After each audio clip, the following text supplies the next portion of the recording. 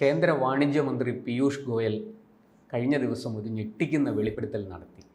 അദ്ദേഹം പറയുന്നത് സർക്കാരിൻ്റെ കാലത്ത് സർക്കാർ ഭരിച്ചുകൊണ്ടിരുന്ന കാലത്ത് രാഹുൽ ഗാന്ധി ചൈനയിൽ പോവുകയും ചൈനയുമായിട്ട് ചില ചർച്ചകളൊക്കെ നടത്തുകയും ചെയ്തിരുന്നു. അതിനുശേഷം വലിയ തോതിൽ ഈ ഇന്ത്യ ചൈന വ്യാപാരം ഇടിഞ്ഞു എന്നാണ് അദ്ദേഹം പറയുന്നത്. അന്ന് അവിടെ നടത്തിയ ചർച്ചയുടെ വിശദാംശങ്ങൾ രാഹുൽ ഗാന്ധി വെളിപ്പെടുത്തണം എന്നാണ് ഇപ്പോൾ അദ്ദേഹം ആവശ്യപ്പെടുന്നത്. എന്താണ് ഇക്കാര്യത്തിൽ ഈ ചർച്ചയിൽ എന്തെങ്കിലും രഹസ്യം ഒളിഞ്ഞിരിപ്പുണ്ടോ? എന്താണ് ചൈനയുമായിട്ട് രാഹുൽ ഗാന്ധിക്ക് രഹസ്യമായ ഇടപാടുകൾ? കുറച്ചുകൂടി വ്യക്തമായി പറഞ്ഞാൽ, രാഹുൽ ഗാന്ധി ചൈനയിൽ പോയ സമയത്ത്, അതായത് രണ്ടാം UPA സർക്കാരിൻ്റെ കാലഘട്ടത്തിൽ അദ്ദേഹം അവിടെ വെച്ചൊരു MOU ചൈനീസ് കമ്മ്യൂണിസ്റ്റ് പാർട്ടിയായിട്ട് ഒപ്പിട്ടു എന്നാണ് പീയൂഷ് ഗോയൽ ഉയർത്തിയ ആരോപണം. ആ MOU എന്താണ് ഉണ്ടായിരുന്നത്, എന്താണ് ആ മെമ്മോറാണ്ടം ഓഫ് അണ്ടർസ്റ്റാൻഡിങ്ങിൽ ഉണ്ടായിരുന്നത് എന്നത് രാഹുൽ ഗാന്ധി വെളിപ്പെടുത്തണം എന്നൊരാവശ്യമാണ്, അല്ലെങ്കിൽ അതിനെക്കുറിച്ച് പ്രതികരിക്കണം എന്നൊരാവശ്യമാണ് പീയൂഷ് ഗോയൽ ഉന്നയിച്ചത്. പക്ഷേ രാഹുൽ ഗാന്ധിയോ കോൺഗ്രസ്സോ അതിന് മറുപടി പറഞ്ഞതായിട്ട് കാണുന്നില്ല. ശരിക്കും പറഞ്ഞാൽ വളരെ ഗുരുതരമായ ഒരു ആരോപണമാണ് പീയൂഷ് ഗോയൽ ഉന്നയിച്ചത്. അദ്ദേഹം ഞാൻ ആ ഗുരുതരമെന്ന് പറഞ്ഞതിന് ഒരു കാരണമുണ്ട്. അദ്ദേഹം ചില കണക്കുകൾ ഉദ്ധരിച്ചിരുന്നു. ആ കണക്കുകൾ പ്രകാരം വാജ്പേയി സർക്കാർ അധികാരത്തിൽ നിന്ന് ഒഴിഞ്ഞ ഒന്നാം UPA സർക്കാർ അധികാരത്തിൽ വരുമ്പോൾ കേവലം $2 ബില്യൺ മാത്രമായിരുന്നു ഇന്ത്യ ചൈന വ്യാപാരത്തിൽ ഇന്ത്യയുടെ കമ്മി. അതായത് $2 ബില്യൺ ചൈനയ്ക്ക് അധികമായിരുന്നു, സർപ്ലസ് ആയിരുന്നു. പക്ഷേ പീയൂഷ് ഗോയൽ പറയുന്നത് രണ്ടാം UPA സർക്കാർ അധികാരം ഒഴിയുമ്പോൾ, അതായത് 2004 2 ബില്യൺ എന്ന് പറയുന്നത് 2014 ആകുമ്പോൾ അത് 40 ബില്യണായി കുതിച്ചുയർന്നു. അതായത് 10 വർഷം കൊണ്ട് 20 ഇരട്ടിയായി. ഈ 2 എന്നുള്ളത് 40 ആയി. അതായത് 2ന്റെ 20 ഇരട്ടിയാണ് 40. അപ്പോൾ ഈ വ്യാപാര കമ്മി, ഇന്ത്യയുടെ വ്യാപാര കമ്മി 20 ഇരട്ടിയായി കുതിച്ചുയർന്നു. ഇതെങ്ങനെ സംഭവിച്ചു? ഇതിന് ചൈനയ്ക്ക് നിരവധി വ്യാപാര ട്രേഡിൽ നിരവധി ഇളവുകൾ, താരിഫ് ഇളവുകൾ കൊടുത്തിരുന്നു. അതെന്തെങ്കിലും ഒരു അണ്ടർസ്റ്റാൻഡിങ്ങിൻ്റെ അല്ലെങ്കിൽ ധാരണയുടെ അടിസ്ഥാനത്തിലായിരുന്നു എന്നാണ് പീയൂഷ് ഗോയൽ ചോദിച്ച ചോദ്യം. രണ്ടാമത്തെ ചോദ്യം, അദ്ദേഹം പറഞ്ഞു ഈ ഇന്ത്യയിലേക്ക് പല സാധനങ്ങളും ഡംപ് ചെയ്യുക എന്ന് പറയും. അതായത് നമ്മൾ ശ്രദ്ധിക്കാതിരിക്കുമ്പം വളരെയധികം വില കുറച്ച് ഇന്ത്യയിൽ ചില സാധനങ്ങൾ ഇന്ത്യയിലേക്ക് കയറ്റുമതി ചെയ്യുന്നു. ഇത് ഇന്ത്യയിലെ ആ മേഖലയിലെ വ്യവസായ സ്ഥാപനങ്ങളെ ആകെ തകർത്ത് കളയും. അപ്പോൾ ഇന്ത്യയുടെ വ്യവസായ സ്ഥാപനങ്ങളുടെ സപ്ലൈ ചെയിൻ എന്ന് പറഞ്ഞു കഴിഞ്ഞാൽ, ഇപ്പോൾ പല ഒരു വ്യവസായം, ഒരു കമ്പനി, ഒരു കോർപ്പറേറ്റ് അത് ഒരു ഉൽപ്പന്നം പുറത്തിറക്കുമ്പോൾ അതിൻ്റെ വിവിധ ഘടകങ്ങൾ പല സ്ഥലത്തു നിന്നുമാണ് സോഴ്സ് ചെയ്യുന്നത്. പലരായിരിക്കും അത് നിർമ്മിക്കുന്നത്. അങ്ങനെ ഒരു ശൃംഖല ഉണ്ടാവും. അതായത് ഇന്ത്യയിലെ തന്നെ പല പല ചെറുകിട വ്യവസായികളായിരിക്കും പല കോമ്പണൻസും ഘടകങ്ങളും ഉണ്ടാക്കുന്നത്. അങ്ങനെ കോമ്പണൻസ് ഉണ്ടാക്കുന്ന ചെറുകിട വ്യവസായങ്ങളെ മുഴുവൻ പല മേഖലയിലും തകർത്ത് കളഞ്ഞു 2014 ആയപ്പോഴേക്കും. വളരെ ഗുരുതരമായ ഒരു നിരീക്ഷണമാണ് അദ്ദേഹം, ആരോപണം തന്നെയാണ് അദ്ദേഹം ഉയർത്തിയത്. അതായത് ഇന്ത്യയുടെ വ്യവസായ ശൃംഖലയെ, ഇന്ത്യയുടെ സപ്ലൈ ചെയിനെ പൂർണ്ണമായിട്ടും UPA സർക്കാരിൻ്റെ കാലത്ത് തകർക്കപ്പെട്ടു. ഇപ്പോൾ ഞാനത് ഫാർമസ്യൂട്ടിക്കൽ രംഗത്തേക്ക് വരുമ്പോൾ ഞാനൊരു കാര്യം പറയാം. ഇതൊന്നും വലിയ ടെക്നിക്കലായിട്ടുള്ള അറിവ് വേണ്ട കാര്യങ്ങളല്ല. അതായത് ഈ ആക്റ്റീവ് ഫാർമസ്യൂട്ടിക്കൽ ഇൻഗ്രീഡിയൻ്റ് എന്ന് പറയും, പല മരുന്നുകളും ഉണ്ടാക്കാൻ വേണ്ട അടിസ്ഥാന ഘടകങ്ങളാണ് API എന്ന് പറയുന്ന ഈ ആക്റ്റീവ് ഫാർമസ്യൂട്ടിക്കൽ ഇൻഗ്രീഡിയൻ്റ്. ഇത് ഉൽപ്പാദിപ്പിക്കുക എന്ന് പറഞ്ഞാൽ അത്ര വലിയൊരു സാങ്കേതിക ജ്ഞാനമൊന്നും വേണ്ട. പക്ഷേ ഇന്ത്യൻ വൻകിട മരുന്നുൽപാദകർ പലരും ഇത് ചെയ്യാതായി.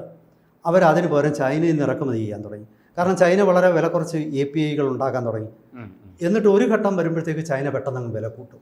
അതായത് ഇന്ത്യയിൽ API ഉണ്ടാക്കുന്ന കമ്പനികളില്ല. അപ്പോൾ സ്വാഭാവികമായിട്ടും ഇന്ത്യയിലെ ഫാർമസ്യൂട്ടിക്കൽ മരുന്നുൽപാദകർക്ക് അത് വലിയ തിരിച്ചടിയായി. കോവിഡിൻ്റെ സമയത്തൊക്കെ അങ്ങനെയുള്ള പ്രശ്നങ്ങളുണ്ടായിരുന്നു. അപ്പോൾ ചുരുക്കി പറഞ്ഞു കഴിഞ്ഞാൽ ഇതുപോലുള്ള സപ്ലൈ ചെയിൻ പ്രശ്നങ്ങൾ ഒരുപാട് മേഖലകളിൽ ഇന്ത്യ ഇന്ന് അനുഭവിക്കുന്നുണ്ട്. ഈ ബുദ്ധിമുട്ടുകൾ ആണ് ശരിക്കു പറഞ്ഞാൽ ഈ വ്യാപാര കമ്മി വളരെയധികം വർദ്ധിപ്പിച്ചത്. ഇന്ന് ഇവിടെ മറ്റൊരു ചോദ്യം ഉടനെ ഉയർന്നു വരും. കാരണം രണ്ടാം UPA സർക്കാർ അധികാരത്തിൽ നിന്നിറങ്ങുമ്പോൾ വ്യാപാര കമ്മി $40 ബില്യൺ ആയിരുന്നെങ്കിൽ ഈ കഴിഞ്ഞ വർഷം അത് ഏതാണ്ട് $85 ബില്യൺ ആണ്. അപ്പോൾ നമുക്ക് സ്വാഭാവികമായിട്ടൊരു ചോദ്യം ചോദിക്കാം, NDA സർക്കാർ അധികാരത്തിൽ വന്നെങ്കിലും ആ വ്യാപാര കമ്മി കൂടിയിട്ടല്ലേ ഉള്ളൂ? ശരിയാണ്. അതിന് പീയൂഷ് ഗോയൽ ഒരു മറുപടി പറഞ്ഞിട്ടുണ്ട്. അദ്ദേഹം പറഞ്ഞു, ഇവിടെ ഞങ്ങളുടെ ഭരണത്തിൽ അത് കേവലം ഇരട്ടിയായിട്ടിരിക്കുകയാണ്. 40-ൽ നിന്നും 40 ഗുണം 2 80. പക്ഷെ മറ്റതല്ല, 20 ഇരട്ടിയാണ് കൂടിയത്. 2-ൽ നിന്നും 40 ഇവിടെ പിന്നെ അങ്ങനെ ഒരു ജോമെട്രിക് പ്രോഗ്രഷനിലല്ല കമ്മി കൂടിയിരിക്കുന്നത്. ഇതൊരു നേരെ ഇരട്ടി അല്ലെങ്കിൽ 40 കൂടി എന്നുള്ളതേ ഉള്ളൂ. അതിൻ്റെ കാരണമാണ് അദ്ദേഹം പറഞ്ഞത്, ഇന്ത്യയിലെ ഈ സപ്ലൈ ചെയിൻ ശൃംഖല ഈ UPയുടെ കാലത്ത് അത് തകർക്കപ്പെട്ടിരിക്കുന്നു. ബോധപൂർവം അത് വരുത്തിയതാണ് എന്നുള്ള ഒരു ആക്ഷേപമാണ്. തീർച്ചയായിട്ടും അദ്ദേഹം പറഞ്ഞത് ഈ ചൈനീസ് കമ്മ്യൂണിസ്റ്റ് പാർട്ടിയും രാഹുൽ ഗാന്ധിയും തമ്മിൽ ഒപ്പിട്ട MOU UPA ഭരണകാലത്ത്, അത് ഒന്നാം ഭരണകാലത്താണോ രണ്ടാം ഭരണകാലത്താണോ എന്ന് ഞാൻ ഒന്നുകൂടെ അത് ചെക്ക് ചെയ്യേണ്ട കാര്യമുണ്ട്. ഒന്നാമതാണെങ്കിലും രണ്ടാമതാണെങ്കിലും ഒരു സംഗതി ഉണ്ടായി, അങ്ങനെ ഒരു സംഭവം നടന്നിരുന്നു. അന്ന് ഒപ്പിട്ട ആ കരാർ അതാണ് നികുതി ഇളവുകളും പല മേഖലകളിലേക്ക് ചൈനീസ് കമ്പനികൾക്ക് കടന്നു കയറാനും അതുപോലെ തന്നെ പല മേഖലകളിലും അവരുടെ ആധിപത്യം ഉറപ്പാക്കാനുള്ള നടപടികളിലേക്കും ഇതിലൊക്കെ എത്തപ്പെട്ടത് അന്നത്തെ ആ MOU ആണെന്നാണ് പീയൂഷ് ഗോയൽ അഭിപ്രായപ്പെടുന്നത്. ഇത് കേട്ട ഒരു ഭാവം പോലും രാഹുൽ ഗാന്ധിക്കില്ല. അദ്ദേഹം ഒരക്ഷരം ഇതിന് മറുപടി പറഞ്ഞിട്ടില്ല. ഇവിടെ എന്താണ് സംഭവിച്ചത്? അല്ലെങ്കിൽ ഇങ്ങനെ വളരെ ഗുരുതരം, അതായത് ചൈനയെ സഹായിച്ചു എന്നുള്ള അതീവ ഗുരുതരമായ ഒരു ആരോപണമാണ്. ചൈനയെ സഹായിച്ചു എന്ന് മാത്രമല്ല, ഇന്ത്യയുടെ വ്യവസായ ശൃംഖലയെ തകർത്തു എന്നും കൂടി. പക്ഷേ ഇതിനൊരു മറുപടിയും രാഹുൽ ഗാന്ധിയോ കോൺഗ്രസോ കൊടുത്തിട്ടില്ല. അത് എന്തുകൊണ്ടായിരിക്കും ഈ മറുപടി കൊടുക്കാതിരിക്കുന്നത്? അത് ഒരു തന്ത്രമാണോ അതോ ഇവർക്ക് എന്തെങ്കിലും ഒളിക്കാനുണ്ടോ? അല്ല, സ്വാഭാവികമായിട്ട് നമ്മൾ ചിന്തിക്കുമ്പോൾ നമ്മുടെ കയ്യിലിപ്പോൾ തെളിവൊന്നുമില്ല. പക്ഷേ നമ്മൾ സ്വാഭാവികമായിട്ട് ചിന്തിക്കുമ്പോൾ ഇവിടെ എന്തോ ഒളിപ്പിക്കാനുള്ള ഒരു ശ്രമം നടക്കുന്നുണ്ട്. അല്ലെങ്കിൽ ഈ വളരെ ചെറിയൊരു വ്യാപാര കമ്മിയിൽ നിന്നും വളരെ വലിയ ഒരു വ്യാപാര കമ്മിയിലേക്ക് ഇരട്ടി സംഭവിക്കുക എന്ന് പറഞ്ഞാൽ അത് പെട്ടെന്ന് വിശ്വസിക്കാൻ സാധിക്കുന്നില്ല. പക്ഷേ ഇന്ത്യ ചൈന വ്യാപാരം ആ രീതിയിലേക്ക് കൂപ്പുകുത്തി എന്ന് പറയുമ്പോൾ അതിൻ്റെ പിന്നിൽ തീർച്ചയായിട്ടും മറ്റെന്തൊക്കെയോ സംഭവിച്ചിരിക്കണം. ഈ അതിനുശേഷം തന്നെ ഈ മോദി സർക്കാർ വന്നതിന് ശേഷം രാഹുൽ ഗാന്ധി ഒരു തവണ ചൈന സന്ദർശിച്ചിരുന്നു. ആ സമയത്ത് അദ്ദേഹം അവിടെ പോയി വിദേശത്ത് പോയി പറഞ്ഞത് ഈ മോദി ഗവൺമെൻറ്റിനെ താഴെ ഇറക്കാൻ നിങ്ങളൊക്കെ സഹായിക്കണം എന്നാണ് അദ്ദേഹം പറഞ്ഞത്. വലിയൊരു വൈരുദ്ധ്യമായിട്ടാണ് നമുക്ക് തോന്നിയത്. പ്രത്യേകിച്ചും ഒരു പ്രതിപക്ഷ കക്ഷിയുടെ നേതാവ് ഇങ്ങനെ വിദേശത്ത് പോയി ഇത്തരത്തിലൊരു സഹായം ആവശ്യപ്പെടുക, വളരെ ഇതൊക്കെ ചേർത്ത് വായിക്കുമ്പോൾ എന്തൊക്കെയോ വലിയ കുഴപ്പങ്ങൾ ഇതിൻ്റെ പുറകിലുണ്ടെന്ന് തോന്നുന്നു. തീർച്ചയായിട്ടും. കാരണം രാഹുൽ ഗാന്ധി രാഷ്ട്രത്തിന് ഈ വിഷയത്തിൽ ഒരു മറുപടി കൊടുക്കേണ്ട ബാധ്യത രാഹുൽ ഗാന്ധിക്കുണ്ട്. തീർച്ചയായിട്ടും. കാരണം ഇവിടുത്തെ ജനങ്ങൾക്ക് ഇത് അറിയാനുള്ള ഒരു അവകാശമുണ്ട്. ചോദ്യം ചോദിച്ചിരിക്കുന്നത് വളരെ ഉത്തരവാദിത്തപ്പെട്ട ഒരു സ്ഥാനത്തിരിക്കുന്ന ഒരു രാഷ്ട്രീയ നേതാവാണ്. അദ്ദേഹം ചെറിയൊരു മന്ത്രിയല്ല, അദ്ദേഹം കേന്ദ്രത്തിന്റെ വ്യവസായ വാണിജ്യ മന്ത്രാലയങ്ങളുടെ ചുമതലയുള്ള മന്ത്രിയാണ്. അപ്പോൾ അദ്ദേഹം ഇങ്ങനൊരു ചോദ്യം ചോദിക്കുമ്പോൾ തീർച്ചയായിട്ടും അതിനുള്ള മറുപടി രാഹുൽ ഗാന്ധി കൊടുക്കേണ്ടതുണ്ട്. പിന്നെ ഇവിടെ മറ്റൊരു പ്രത്യേകത കാണുന്നതെന്ന് പറഞ്ഞാൽ പലപ്പോഴും ചൈനയിൽ നിന്ന് ഇന്ത്യയിലേക്ക് ഇറക്കുമതി ചെയ്തത് സാങ്കേതിക വൈദഗ്ധ്യം ഒന്നും ആവശ്യമില്ലാത്ത പല സാധനങ്ങൾ. ഇപ്പം ഞാൻ ഒരു ഉദാഹരണം പറയാം. പണ്ട് ചൈനീസ് പടക്കങ്ങൾ അല്ലെങ്കിൽ ചൈനീസ് പാവകൾ, ഇതൊക്കെ കളിപ്പാട്ടങ്ങൾ ഇതെല്ലാം ഇന്ത്യൻ മാർക്കറ്റിൽ വന്നിട്ട് അങ്ങനെ ഒരു പെരുമഴ പോലെ ഒരു പ്രളയം സൃഷ്ടിക്കുകയായിരുന്നു. ഇത് ശരിക്കും പറഞ്ഞാൽ ഇതിൻ്റെ പിന്നിൽ കൃത്യമായ ഒരു അജണ്ടയുണ്ട്. കാരണം അങ്ങനെ അജണ്ട ഇല്ലെങ്കിൽ ഒരു കാരണവശാലും ഈ മേഖലയിലേക്കുള്ള ഉപഭോഗ വസ്തുക്കൾ ചൈനയ്ക്ക് കണ്ടെത്തി അത് കൃത്യമായിട്ട് ഇന്ത്യയിലേക്ക് കൊണ്ടുവരാൻ സാധിക്കില്ലായിരുന്നു. കാരണം ഇവിടെ ഒരുപാട് വിഷയങ്ങളുണ്ട്. ഇന്ത്യക്ക് വേണ്ട സാങ്കേതിക വൈദഗ്ധ്യമുള്ള മേഖലകളിലുള്ള ചൈനീസ് ഉൽപ്പന്നങ്ങളാണെങ്കിൽ അല്ലെങ്കിൽ കോമ്പണൻസ് ആണെങ്കിൽ നമുക്ക് മനസ്സിലാക്കാം. കാരണം അത് ആത്യന്തികമായിട്ട് ഇന്ത്യയുടെ വ്യവസായത്തെ വളർച്ചയ്ക്ക് സഹായിക്കും. പക്ഷേ അതൊന്നും വേണ്ടാത്ത വെറും കളിപ്പാട്ടങ്ങൾ, അതായത് അതൊക്കെ ഇന്ത്യയിൽ ഉണ്ടാക്കുന്നുണ്ട്. അവിടെ NDA സർക്കാർ അധികാരത്തിൽ വന്നതിന് ശേഷം കളിപ്പാട്ട നിർമ്മാണത്തിൽ ഇന്ത്യ ബഹുദൂരം മുന്നോട്ട് പോയിട്ടുണ്ട്.